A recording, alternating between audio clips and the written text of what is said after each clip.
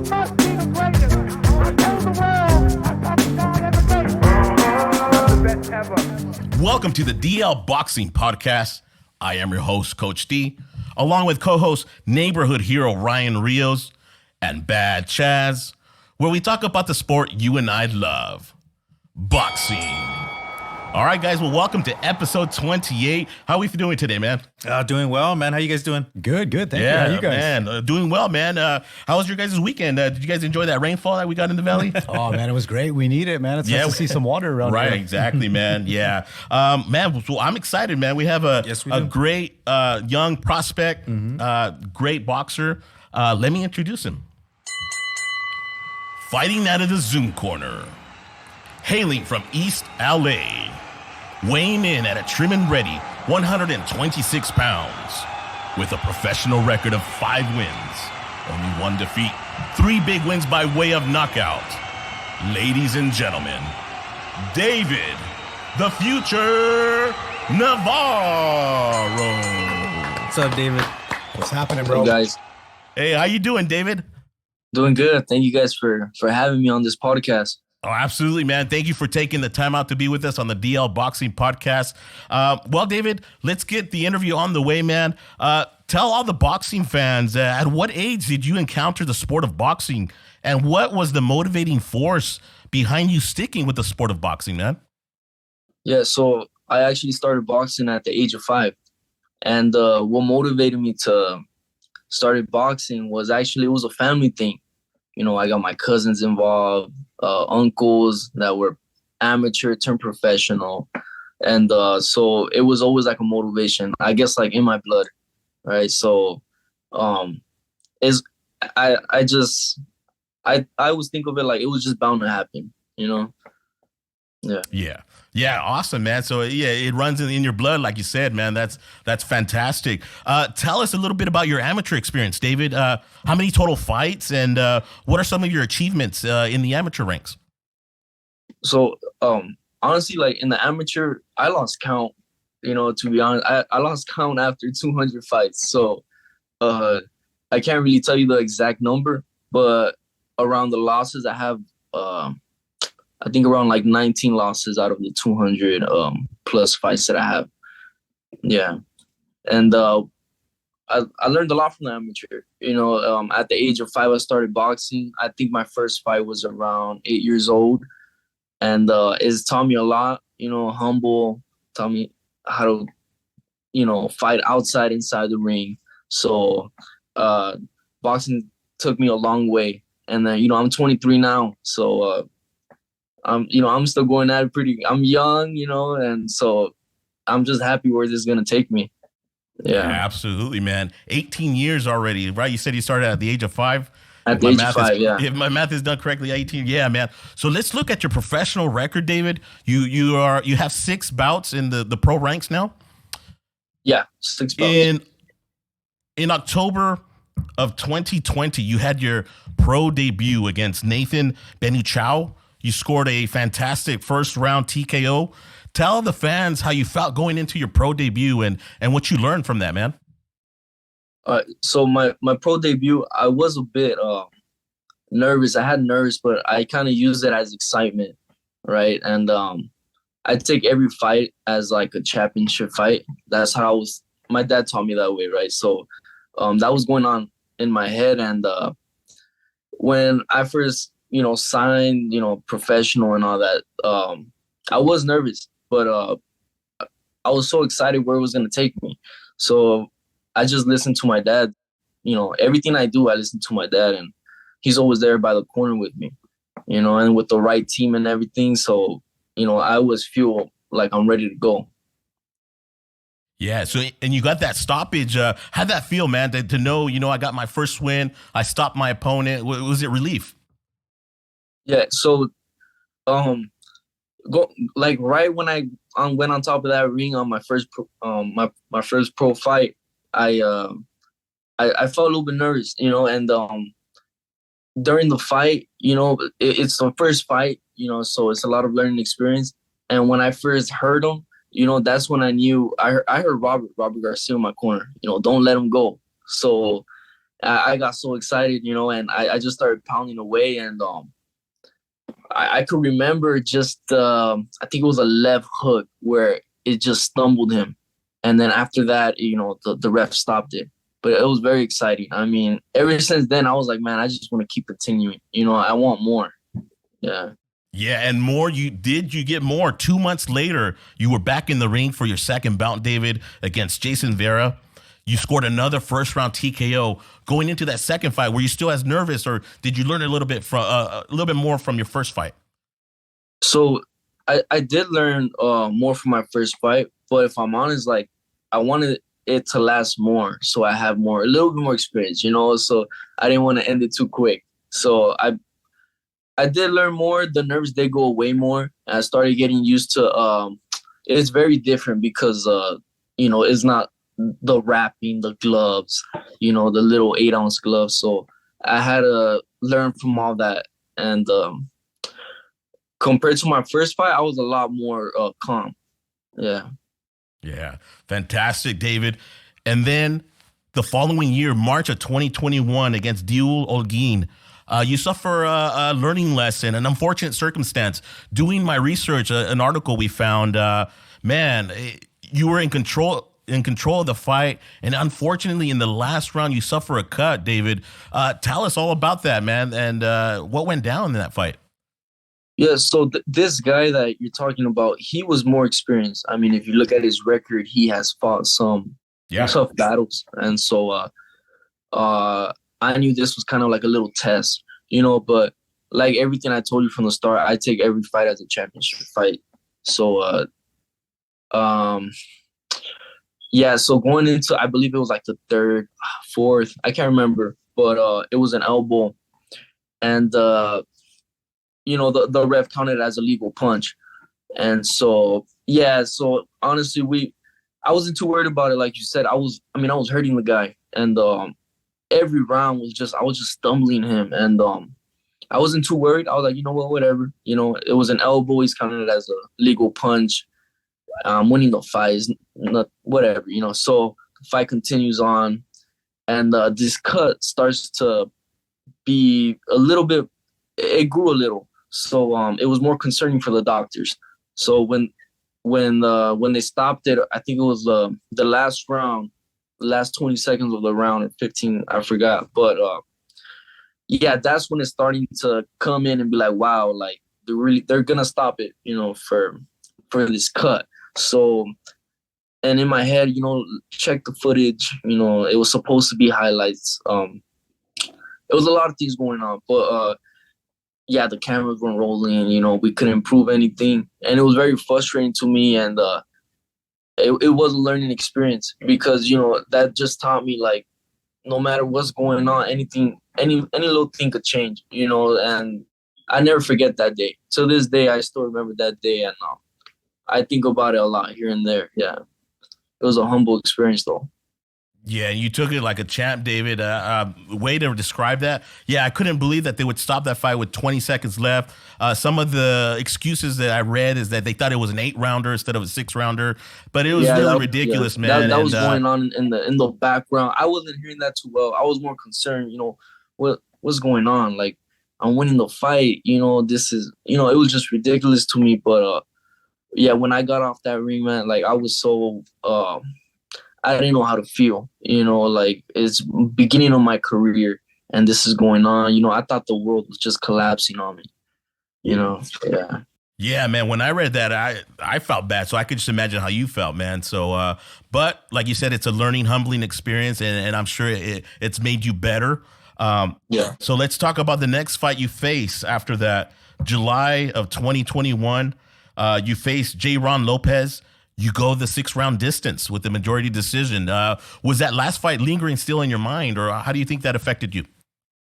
I think, I think it did affect me. I was a little bit more worried, for some reason. And I go in there, in the ring, I come out to destroy. I come out to, my mentality is just like warrior, like my dad's always taught me, and how he raised me.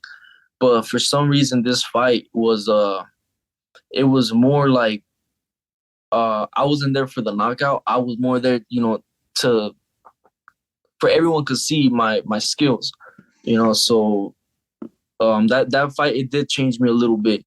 And then after the fight, I was like, nah, you know what? Like I have to I gotta start surprising people, So after that fight is when I was like, nah, something has to change, So I didn't tell you, but this whole look, from my first fight to like my fourth fight or third fight, I started to train more. I started to run more. I started to do strength and conditioning. I started to change, and in my pro career, a lot of changing has happened. So I learned a lot from that. Yeah. That's great, David.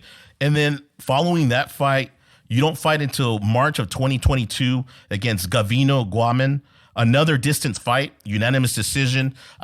You said you started using strength and conditioning drills now. Did you feel like a different fighter coming in that new year?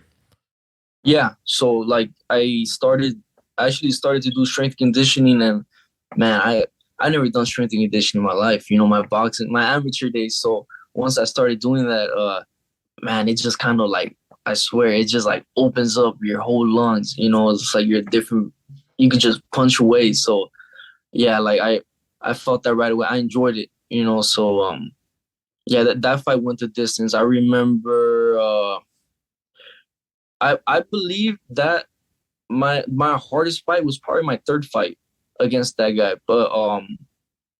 But with that fight, I remember it was a little bit more, I was more relaxed, picking my shots, trying to like cut him down like a tree. Yeah. Yeah, beautiful. And your last fight, David, October 2022, you score a second round technical knockout over Luis Cambero. You're back on the KO column. How did that feel, man? It felt good. Coming from unanimous decision to like a KO. I felt like I was back on track, and from there I was, my mentality was like, man, I'm doing good. Like there's people that I have surrounded me that have faith in me, and getting that KO, it's just like I said, I want more, So I started to like, I'm hungry, I'm here to fight. Yeah. Yeah. It's incredible how this journey, like you're explaining to us, how you learn from each fight and you just get better and better, man. And with that said, when can we expect David Navarro back in the ring? So you guys can expect me. I will get some news this month for sure. So I don't have a fight date yet, but sometime this month I will be getting the news. All right. Yeah. All right. And side note, any chance you'll rematch Holguin in the future? Yeah, I mean, that definitely, like that's something I could see that happening. Like I said, that fight was, man, I could definitely see that fight happening again. Yeah. Yeah, that would be great, David. Let the fight fans know your style, man. Is there any fighters that you've taken inspiration from that you implement in your style? What kind of style does David Navarro implement in the ring? Yeah, so I looked at a lot of Mike Tyson. I looked up to him a lot. Also, Roberto Duran. Yeah. Floyd Mayweather. A lot of different styles I like. That I just learned from them. They're like masters in their craft. So I just like to study. You can't do everything exactly like them, but you could twist it up a notch and make it your own style. Yeah. Yeah, 100%. And I seen that meanness in your style, brother. You just named some mean, bad, all-time greats, man. That's awesome, man. With that said, I'm going to pass it over to my co-host, Bad Chaz, for some questions. Thanks, Coach D. Good job. Hey, David, what's happening, man? Hey, what's going on? Hey, nice having you on the show, man. Thanks for being a part of it. It was nice to have you on. Thank you. Yeah. Listening to your story, man, and talking about your amateur record, you have this a lot of stats there. Transferring that over to the pro style. How was that, and what were some of the challenges that you faced maybe going over to the pro fighting? Yeah, so I think straight off the bat, I think it was the no headgear, and the the wraps, hard like a rock, and the little cushion that you have, the little padding. So everything was just more serious. And it's a career, and it's always been my career, but this was like the real deal. So going into it, there are some nerves involved, and I do have a brother named Jonathan Navarro who's also a professional boxer. So he gave me some, info, and I did feel more, relaxed going into it. So I think I was more excited than nervous though. Yeah. Okay. And I read in an article your dad was a big part of your amateur experience in your corner, correct? Yeah. So he was always my trainer. He was always there for me from day one. At the age of 5 years old. So at what point? I always look up to him. I always listen. Whatever he tells me. Yeah, well, I mean, he's done a great job, man. Because I'm watching your style, man. It's an entertaining style, and I'm a big fan of it. Thank you. I'm just kind of wondering, at what point did you decide to go from your dad over to the RBGA? Because there's a lot of boxers that continue to train with their father, and I have a hard time kind of transferring over to a permanent coach aside from the dad. What was your experience with that, and when did you decide to switch over to RBGA? So I during my amateur days, I believe I was already my last 2 years of my amateur days, I was already with Robert Garcia, because my brother was training with Robert Garcia, so I kind of had that leverage there, and I was sparring with professionals already. So and when I transferred to my professional, since I already knew Robert, my dad was there too as a trainer. So whenever I spar, Robert and my dad are there as well. Also, when I'm like, so my dad is kind of like my manager / trainer too. So when I'm in the professional world, when I transfer my first fight, my dad is there with at my corner as well. So I just like to have him there. He knows me. He knows my style. He could tell me things that other people can't tell me. I think that's what I like. Okay. Yeah. Nice, man. Another question that I had for you too is, behind the curtains, you get to do some sparring with some just top-notch opponents. Who are some people outside of RBGA that you've got to spar that maybe the fans don't get to hear about or see on the social media? Yeah. I sparred with a lot of great names. Also, recently, I helped Shakur Stevenson with his fight against Oscar Valdez. I was his training partner during his camp. Yeah, so that right there taught me a lot. How many rounds did you get to go with Shakur? He man, it surprised me. He actually does 4-minute rounds. Okay. Right, 4-minute rounds. I think like 30-second rest, and I would do up to like 8 rounds with him, just straight. Yeah, so that, man, it was tough, because he is I believe he's 135, right? Yeah. 135. Yeah, it's 135. I'm a 126. So, I kind of came in there a little heavy, right? To not too skinny. So that did teach me a lot. Like sparring him did open my eyes a little bit. Okay, cool. Was there anybody else that you got to spar as far as big names go? Outside of RGBA, I sparred. I was back in the amateur days. I was in the USA team.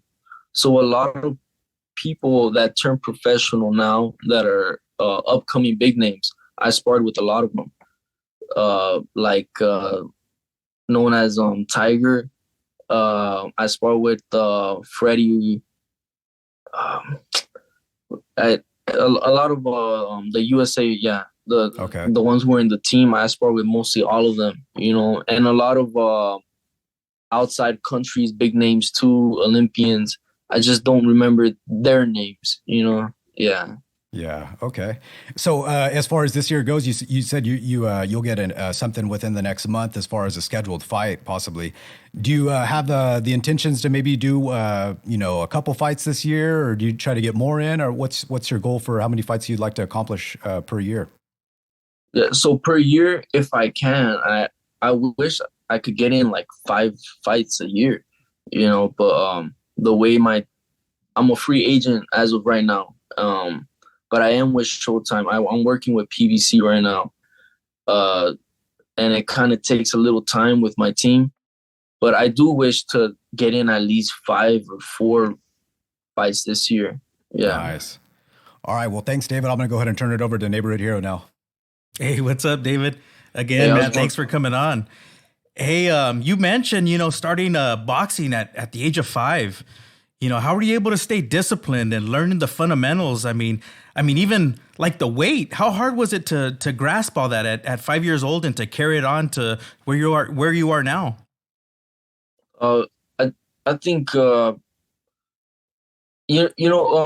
I didn't think of it a lot back then. It was just more of a sport, you just go in, and I think the trainer just started seeing me like, oh, he's a natural, and I started, knocking out kids here and there, and it became something more serious, and my mentality became more like, this is not just a sport, like became like, oh, this is my job now, and it changed a lot, like, going to school, people would invite me to like after school games, and no, I can't, I gotta go to the gym, I gotta go work out. A lot of people couldn't believe it, and it changed my lifestyle like completely. So I had gym was my life, from the age of 5, and that's all I know how to do is just fight. So yeah, I mean, you coming from the Navarro family, I mean, like you said, like you have a huge boxing pedigree in front of you. I mean, and now even you have a line behind you. I mean, how does that make you feel to have that type of family name? I mean, does it motivate you, inspire you, or is it, I mean, like even like pressure? I mean, how do you take on that? Yeah, it's definitely motivating for me, because I have my cousins, uncles, they all look up to me, and I look up to them, and I take it in more as like motivation. Mm-hmm. They're really known, and I don't think it scares me. It's more like motivation to me. It excites me. So whenever I walk in the gym or I'm out, wherever I gotta go, I feel like I'm always there to represent. So that's what I love about it. Having that name. So I just carry it on with me, and I hope in the future I could pass it down to even my kids. So yeah, I'm just really excited. When you're not training with RGBA, do you go back and train with your family members? Are you still pretty locked in there with them also as far as training? With RGBA? No, when you're not with RGBA, do you go train with like Cuco and Nacho? Oh, you know what? Not really. I would like to, but how I told you, I just moved out here to Riverside, Hemet. So it is a little bit, if I do work out, it's like at RGBA or a boxing gym around here to get my workout in. But if I did have the chance, I would work out with Cuco or my Tszyu Natural. They're just, man, like their styles, I just love it. And I could tell they got a lot of experience, and I'm like an open book. Like I absorb everything. They got to teach me, and I'm just really grateful for them. And also, I see that glove you have right there, Jackson. Man, I really, that guy's great. He's a great guy. Yeah, fantastic. Well said, David. Well, we made it to the fun segment of the interview, David, and you just alluded to one of my fun questions right now, but I'm going to give it to you.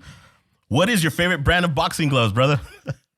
My favorite brand of, you know what? It might be a trick question. I've always wore Everlast.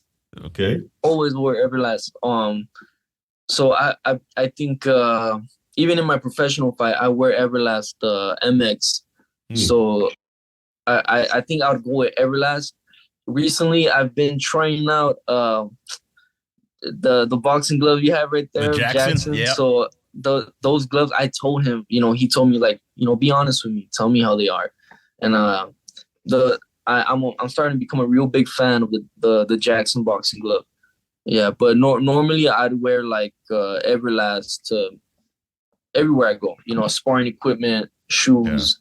Yeah. Yeah, right on, man. Yeah, we've seen a couple pics of you, training with the Jackson gloves on as well.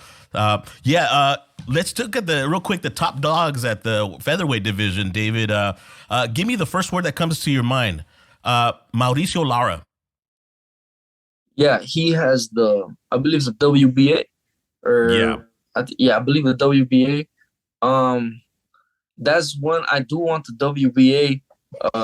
Jason Lara, they're all tough guys, but like I said, I'm young, fast, strong, so I have till I get up there, I'm gonna have a lot to learn. I feel like I'm good already, and in my head, I could beat everyone that comes in the ring with me, but I just can't wait to fight whoever has the title. It doesn't matter the name. I feel like I'm just, I'm ready. Ready. Excellent. How about Venado Lopez? What do you think about him, man? Venado Lopez. I'm trying to remember his style. He's really aggressive, right? Really aggressive. Come forward. Yeah. I could be a brawler, and I could be very tactic at times, depending how the person comes, on the openings you see. Yeah. But if I gotta stand there and fight Mexican style, I could definitely do that. Right on, man. And the last one that's right now at the top, Ray Vargas. He's coming off a loss. His bid at 130. What do you think about Ray Vargas at 126, man? 146. Yeah, his style. Yeah, I have seen his style. Tall, right? Yeah. So I believe there are some adjustments to be there, but I see it more down. All these guys are difficult, but I believe I could adapt. That's the thing that I see with myself. I adapt to anybody that comes on the ring with me, and you could be like, man, like, I could go from power to speed, So like these guys that you're mentioning, I feel like I'm just ready to take anybody on, Yeah. That's the mindset of a fighter, David. And we'll see when the time comes when you're ready to get up to the very top of the who's there, But with that said, I'm gonna pass it over to Neighborhood Hero for one more fun question for you, brother. Hey, David. Hey, growing up as a kid, man, one of my favorite movies was Blood In and Blood Out. And man, boxers can act. I mean, you watch Creed 3, dude, and you'll see these boxers putting on a great acting display. But man, dude, you remind me of Miklo a little bit, bro. Has anybody ever told you that? Yeah, I get that a lot, man. Yeah. I get that a lot, actually. Friends, people I just meet randomly in the street, they tell me that all the time. If they did a remake on the movie, would you play Miklo's son or what? There you go, man. I mean, if the opportunity is there, I'll do it. By all means, yeah. Nice, man. Yeah. Well, fantastic, David. It's been a blast chatting it up with you. Any last words for the boxing fans, man? Yeah, for the boxing fans, boxing fans, if you like boxing or not, my name is David Navarro, and you will see me later on TV. For everyone out there watching, stay tuned. I got a lot of info coming in. I can't wait for the future. And I'll be there, Yeah, we'll be here supporting you, man. Mm-hmm. That is David, the future Navarro. We'll be in your corner, brother, and we can't wait to see you fight next, man. Yeah, thank you. I appreciate it. All right, with that said, man, we'll sign off. You have a great night, David. Thank you so much. All right, thank you, guys. All right, guys, well, it's time to recap the fights that happened last weekend. And boy, did we have some good fights on Showtime, guys. The first fight that opened up the telecast was Elijah Garcia scoring an impressive TKO in round number 4 over Amilcar Vidal. 2 undefeated fighters going at it, guys. One, a 19-year-old prospect in Garcia against a 27-year-old more seasoned vet in Vidal. They both met head-to-head in the ring, guys. And boy, was it a good fight while it lasted. Neighborhood Hero Ryan Rios, how'd you see that fight, brother? Yeah, man, I was very impressed with Garcia, man. He was patient and poised. And, not only that, but he got hit with some good shots, dude. But he knew when to to put on that gas, dude. And man, he was going to the body upstairs, just timing his opponent whenever he could, dude. And man, he put a beating on him, dude. Right. And I thought for a 19-year-old kid, dude, they're not supposed to look that polished. Right. But man, he looked excellent, dude. Excellent. And I'm looking Yeah. forward to see what he does next. I agree, man. He looked great. That was such a breakout performance. I had never heard of the kid, man. Yeah, same This here. guy, 19-year-old, he started boxing he started in the pro ranks at 16 years old. So this guy has the goods, man. He controlled the fight distance, Bad Chaz, with that jab.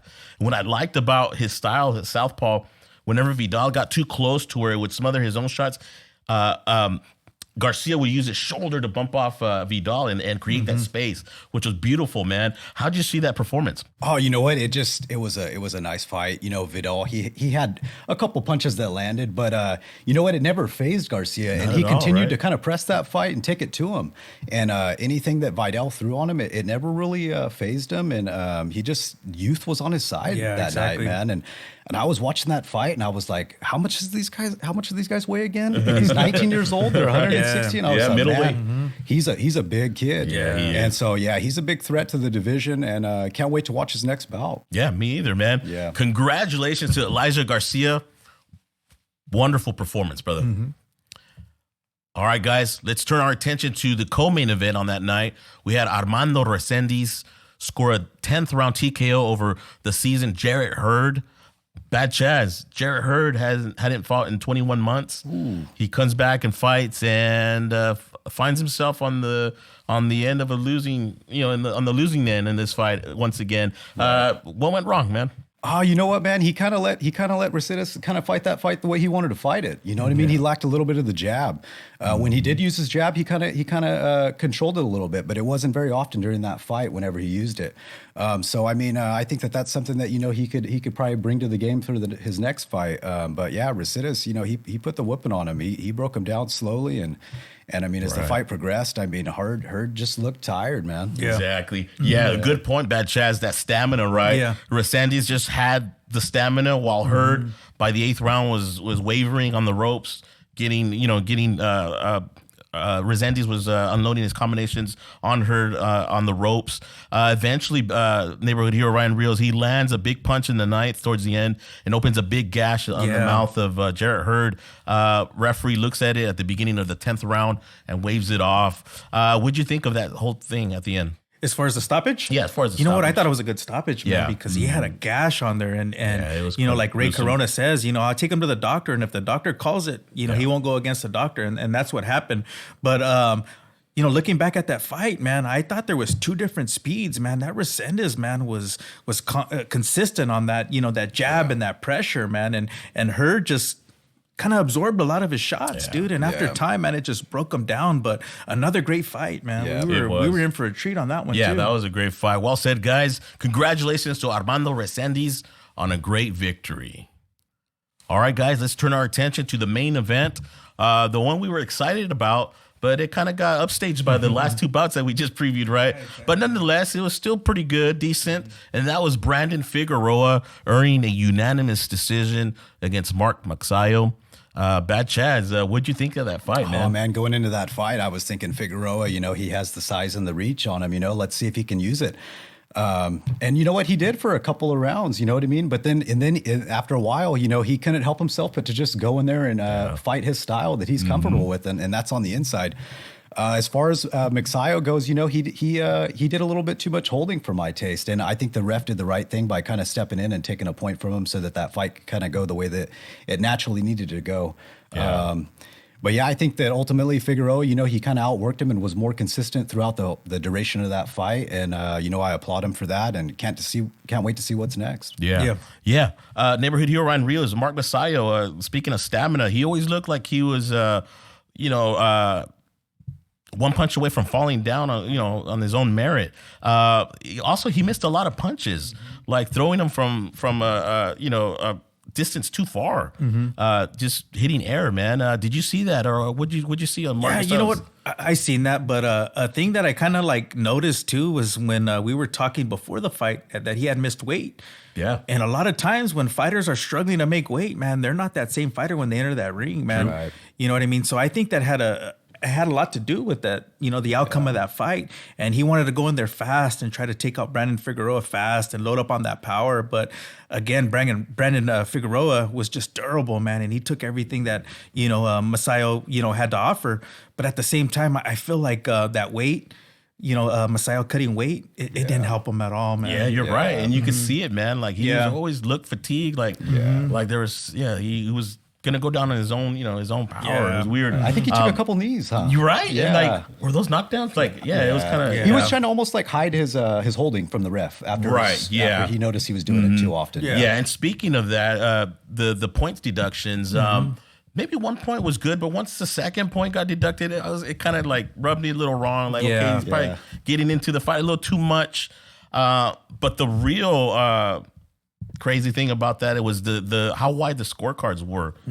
They had a Brandon Figueroa up by it didn't matter. Those 2 points didn't matter. It didn't matter at all. What'd you think of that neighborhood hero? Yeah, man, I thought they were way off. I thought it should have been a lot closer than that. I definitely would have gave the fight to Figueroa just because of those 2 points. But if it wasn't for those 2 points, man, it should have been pretty close, man. Yeah, exactly. So Brandon Figueroa, Chaz, looks like he's lined up to face one of the champions. In your opinion, what champion would you like him to face? Oh, you know what? Man? I think I seen Santa Cruz was there. There was also the Ray Vargas. He was there, kind of watching to see, what he's faced up against next. So I mean, maybe one of those two guys. Yeah, and you're right. The Showtime, right? So Ray Vargas would probably be the logical step. Yeah. I think that they probably had both of those guys there to kind of see whether it was a win or lose. There's both lined up for what the outcome of that fight. Yeah. Yeah. Well said, man. Yeah. Congratulations to Brandon Figueroa on a well-earned decision victory. All right, guys, it's Fight Week. All right, guys, let's preview the fights that are on this weekend. Let's first preview the DAZN card out of England. We have Diego Pacheco versus Jack Cullen, 10 rounds in the super-middleweight division. Callum Smith was actually the main event on this card. He suffered an injury, so they promote Diego Pacheco up to the main event. Wow, which is great experience for Diego Pacheco, right? And in England, right, overseas. Yeah. So a lot of eyes are going to be on Diego Pacheco. Bad Chaz, what do you expect from Diego, man? Oh man, you just put a little seasoning on it because it's overseas. They made a main event. That's a lot of pressure to kind of to go up against, for somebody on a prospect level / contender. But you know what? I think it's a great challenge for him to face. You know what I mean? At a point in his career, and you definitely don't want to turn down an opportunity like that. Absolutely as far as the opponent goes, Jack Cullen. I'm still doing my research to kind of find out about him. He possesses a little bit of power, but I think that Diego's going to kind of break him down as the fight progresses. Yeah, I think so too. You excited to see Diego Pacheco, neighborhood hero Ryan Reels? Yeah, of course, man. I love watching him fight. But a lot of times when you go over to the other territory, man, it gets like there's a lot of what ifs, man, and it gets a little sketchy. Be careful. Diego, he's just got to start fast, man. He's got to put on that pressure and just, he's got to make sure he doesn't leave it up to the judges, man, because if it does, anything can happen, man. Yeah. Well said, man. Well, good luck to Diego Pacheco as he takes on Jack Cullen in a 10-round bout in England on DAZN. All right, guys, let's preview the other main event on Showtime. Big fight. We have Tszyu. He will be taking on Tony Harrison over 12 rounds for the WBO Junior-Middleweight interim title. Neighborhood hero Ryan Rios. Tszyu was he was on course to face Jermell Charlo for the undisputed junior middleweight title. Jermell Charlo suffered a hand injury, so he had to pull out of the fight. In comes Tony Harrison, who, by the way, has a victory over Jermell Charlo. So this is a good gauge of where Tszyu is at this point, right? Yeah, no, I totally agree, man. And him going after Harrison, dude, that's a statement. You know what I mean? Yeah. And you know what? I hope Tszyu takes him into deep waters because Harrison's known for starting fast, man, and fading towards the end. So hopefully Tszyu does his research and kind of like, he's able to figure out, Harrison on early and take him to deep waters and get the job done because I want to see that fight against Charlo, man. Yeah, me too. Yeah. With that said, though, on the flip side of that coin, Bad Chaz, Tony Harrison's a veteran. Could he pose? He could pose problems for the young Tszyu, right? Oh yeah, absolutely. Yeah, he's the perfect opportunity for Tszyu. But Tszyu, he's been patiently waiting. He's been in there putting his work in the gym.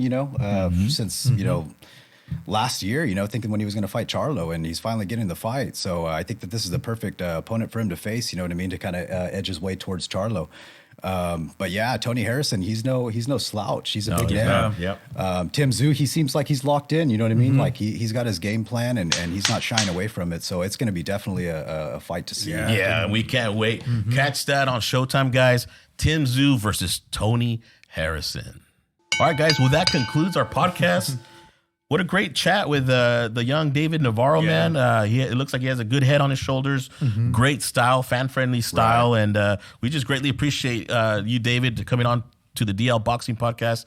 Thank you very much, man. Is there anybody else we want to shout out today? Go ahead. You know what? Shout out to Hanford Powell. I know that Noel and Abraham, they had a fight over in Madeira. And you know what? Keep your guys' head up. Get ready for the next one. You know what I mean? You guys will have your moment. And then shout out to House of Boxing, Carlos and Juan. They had a fight this Saturday. I got to see bits and pieces of it and stuff. But it was nice to see you guys go to work. And Nice. you know what I mean? Can't wait to see it again. Yeah, right. They had our merch on, or at least you're right. Juan did. Juan Yeah. did. My man Juan. Yeah, thank you so much, man. That was very cool. Thanks, brother. Anybody you want to shout out neighborhood hero? Yeah, I want to shout out the Navarro Legacy. Yeah, man, they're doing right. great things with boxing, man, and they're representing California, man. And I can't wait to see what they do, man, because they're on fire right now, man. Right. Yeah, absolutely. And Nicholas Bowes, Jackson Bowes, we're still, looking forward to seeing, Jackson Bowes, get into the amateurs and into the Olympics one day, which is her goal. So shout out to them. They're doing a great job in that respect. As always, shout out to sound guy Rob, cameraman Liam. Thank you so much for your work. And with that said, guys, I am Coach D with co-host neighborhood hero Ryan Rios and Bad Chaz. And we're out, guys.